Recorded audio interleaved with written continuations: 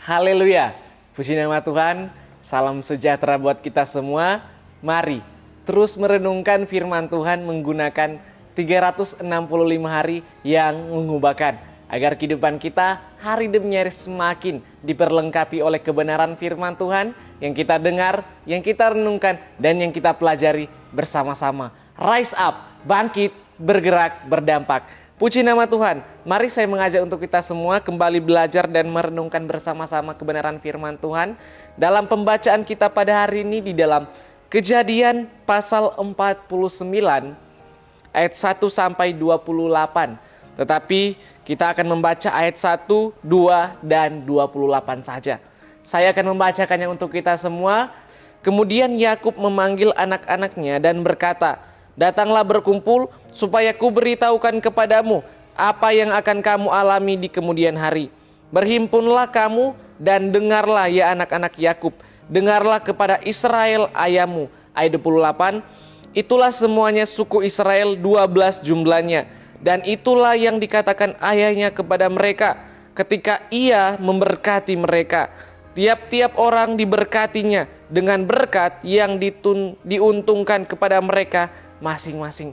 Puji nama Tuhan, kita dapat melihat sebelum Yakub meninggal, Yakub terlebih dahulu memberkati anak-anaknya. Kalau kita memperhatikan bahwa ternyata Yakub memberkati anak-anaknya sesuai dengan karakter mereka masing-masing. Karakter yang buruk, karakter yang baik diberkati, tetapi berkat-berkat yang berbeda. Dan pada saat ini kita akan merenungkan firman Tuhan dengan tema milikilah karakter yang baik. Sebelum kita masuk kepada pembahasan, kita akan merenungkan firman Tuhan menggunakan OIA. Ada observasi, interpretasi, dan aplikasi. Di dalam observasi tentunya kita tahu bersama-sama bahwa kitab Kejadian ini adalah salah satu kitab Taurat yang ditulis oleh Musa. Lalu di dalam catatan Kejadian 49 ini, kita dapat melihat tokoh-tokoh yang terlibat ada Yakub dan anak-anaknya. Menjelang kepergian Yakub pada usia lanjutnya, diceritakan tentang pemberian berkat bagi setiap anak-anaknya.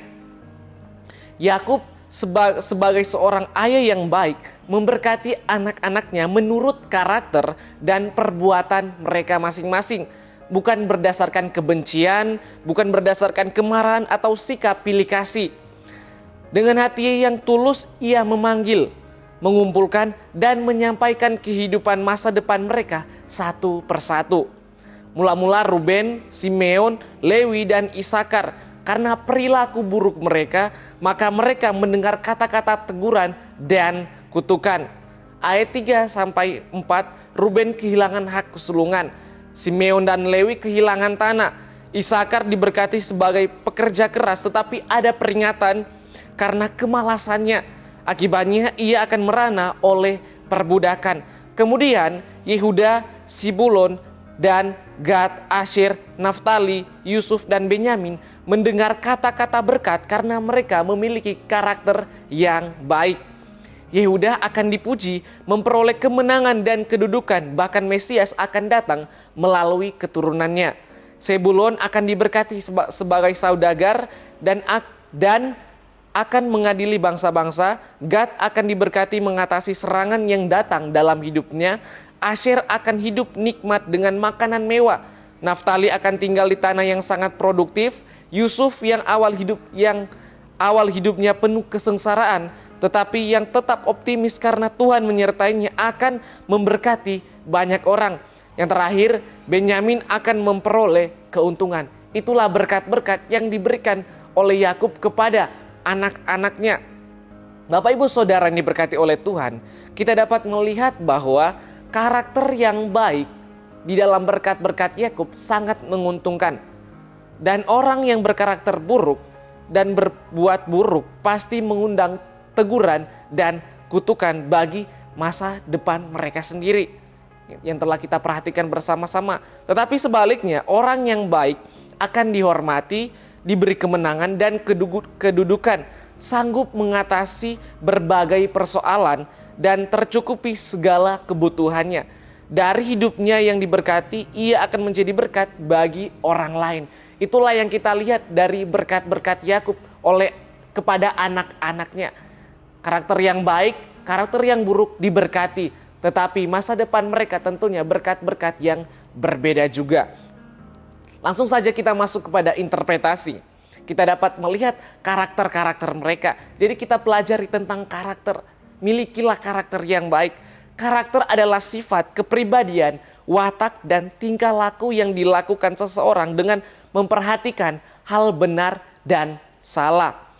Karakter dalam hal ini adalah suatu pembawaan individu berupa sifat, kepribadian, watak, serta tingkah laku yang diekspresikan dalam kehidupan sehari-hari. Karakter dalam diri seorang tidak terjadi secara otomatis, tidak terjadi sendirinya. Karakter dalam diri seseorang terjadi melalui proses pembelajaran sepanjang hidupnya. Setidaknya ada 3 faktor yang ingin saya bagikan yang mendorong seseorang dalam pembentukan karakter. Yaitu yang pertama, pengalaman. Pengalaman berarti keseluruhan pelajaran yang dipetik oleh seseorang dari peristiwa-peristiwa yang dilakukannya dalam perjalanan hidupnya. Melalui pengalaman, karakternya dibentuk. Kemudian yang kedua, pendidikan. Pendidikan merupakan usaha sadar dan terencana untuk mewujudkan suasana belajar dan proses pembelajaran agar peserta didik secara aktif mengembangkan potensi dirinya untuk memiliki kekuatan spiritual, keagamaan, pengendalian diri, kepribadian, kecerdasan, akhlak, serta keterampilan yang diperlukan dirinya. Nah, faktor yang kedua pembentukan karakter yaitu melalui pendidikan. Lalu yang ketiga, faktor yang ketiga yaitu lingkungan. Lingkungan yang kita kenal adalah suatu komunitas atas kelompok dari suatu masyarakat atau sebagai sekelompok orang yang hidup di suatu area khusus yang memiliki karakter budaya yang sama. Yang ketiga, orang memiliki karakter lewat faktor lingkungan. Mungkin juga kita pernah dengar karakter itu sangat kita butuhkan di dalam setiap kehidupan kita. Ada karakter buruk, ada karakter baik, dan ada yang belum berkarakter. Tetapi kita sebagai anak-anak Tuhan, orang-orang percaya harus mempunyai karakter yang baik. Mungkin kita pernah dengar kata-kata yang mengatakan karaktermu menentukan masa depanmu. Nah, karakter ini juga sangat berguna bagi setiap kita anak-anak Tuhan. Karakter menjadi hal penting dalam meraih masa depan, karena ketika seseorang memiliki karakter yang baik, ia juga dapat memberikan respon positif bagi setiap hal yang terjadi di dalam kehidupannya. Peristiwa-peristiwa yang terjadi di sekitarnya, ia dapat memberikan respon yang positif. Milikilah karakter yang positif Bapak Ibu Saudara. Karakter yang baik akan membawa berkat bagi semua orang dan menolong kita dalam meraih kesuksesan di masa depan. Tentu kita tahu bersama-sama bahwa kita memiliki suatu teladan yang baik, suatu teladan yang harus dan patut kita contohi supaya kita memiliki karakter seperti dirinya. Seperti yang kita tahu bersama-sama, kita harus memiliki karakter Kristus dalam kehidupan kita. Banyak karakter Kristus dalam kehidupan kita yang harus kita kenakan supaya kehidupan kita hari demi hari memiliki iman yang bertumbuh dan supaya hari demi hari kehidupan kita menjadi serupa dengan Kristus. Karakter-karakter Kristus menjadi bagian dalam setiap kehidupan kita orang-orang percaya. Oleh sebab itu, milikilah karakter yang baik, karakter yang positif, karakter seperti Kristus tentunya. Lalu aplikasi buat kita semua supaya mempunyai karakter yang baik. Sebenarnya banyak, tapi saya akan membagikan 3 cara mempunyai karakter yang baik untuk dapat juga kita aplikasikan di dalam setiap kehidupan kita. Pertama, aplikasi yang pertama, pikirkan apa yang benar. Di dalam pikiran kita harus kita pikirkan yang benar. Terkadang apa yang kita ucapkan, apa yang kita lakukan, itu semua keluar dari pikiran kita. Oleh sebab itu kita harus memikir apa yang benar, apa yang baik tentunya. Oleh sebab itu apa yang harus kita lakukan? Mari kita lihat di Filipi 4 ayat 8, saya akan membacakannya untuk kita semua. Filipi 4 ayat 8, apa yang harus kita pikirkan? Ayat 8, jadi akhirnya saudara-saudara, semua yang benar, semua yang mulia, semua yang adil, semua yang suci, semua yang manis, semua yang sedap didengar, semua yang disebut kebajikan dan patut dipuji, pikirkanlah semuanya itu. Inilah yang harus kita pikirkan Bapak Ibu Saudara di dalam Filipi 4 ayat 8. Semua yang benar, semua yang mulia, semua yang suci dan sebagainya, itulah yang harus kita pikirkan. Bukan pikiran-pikiran yang tidak berkenan, bukan pikiran-pikiran yang buruk, bukan pikiran-pikiran yang tidak baik, melainkan pikirkan semua yang benar, yang berkenan tentunya di hadapan Tuhan. Lalu kemudian aplikasi yang kedua, mengucapkan perkataan yang membangun dan memberkati. Apa yang kita pikirkan, itulah yang kita lakukan. Efesus 4 ayat 28 berkata, janganlah ada perkataan kotor keluar dari mulutmu, tetapi pakailah perkataan yang baik untuk membangun di mana perlu, supaya mereka yang mendengarnya beroleh kasih karunia. Kita sebagai umat yang percaya diminta untuk memperkatakan hal-hal yang membangun, memperkatakan hal-hal yang memberkati dan bisa menjadi berkat buat orang yang mendengarkan setiap perkataan kita. Untuk kita dapat memperkatakan hal-hal yang membangun, tentunya kita harus membaca firman Tuhan supaya kita dapat memperkatakan apa yang seturut dengan kebenaran firman Tuhan. Lalu kemudian Bapak Ibu Saudara, yang harus kita aplikasikan yaitu merespon dengan benar. Apapun yang terjadi, mungkin kita mendengar hal-hal yang tidak baik atau kita melihatnya langsung, kita harus belajar untuk merespon dengan benar.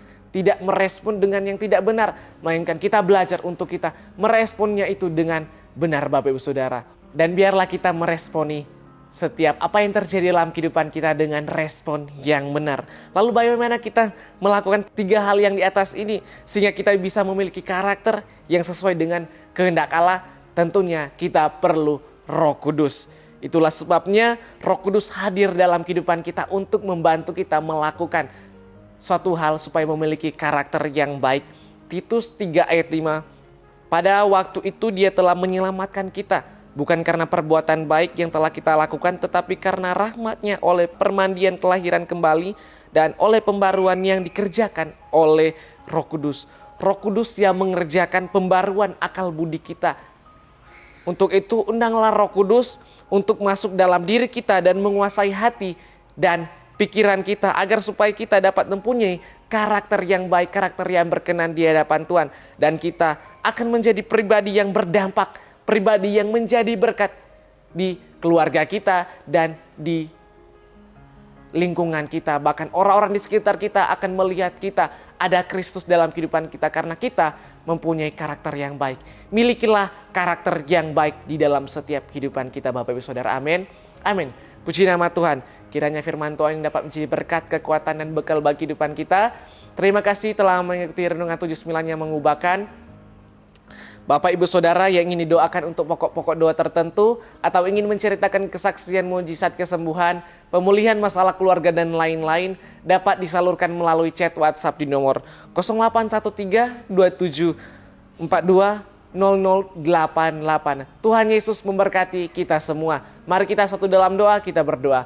Bapa yang baik, kami mengucap syukur Tuhan atas kebenaran firman Tuhan yang boleh kami dengar, yang boleh kami pelajari bersama-sama Tuhan. Dan kiranya Tuhan, setiap kami yang mendengarkannya, dapat kami melakukannya di dalam setiap kehidupan kami masing-masing Tuhan.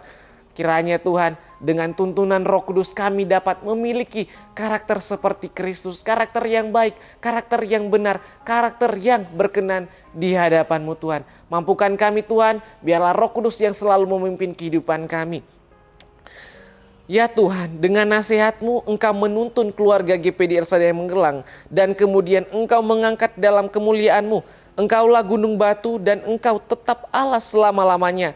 Kiranya keluarga GPD Ersadaya Magelang selalu suka dekat Allah. Kiranya keluarga GPD Ersadaya Magelang menaruh tempat perlindungan padamu Tuhan, supaya dapat menceritakan segala pekerjaan-Mu. Terima kasih Bapa di sorga, terima kasih Tuhan Yesus.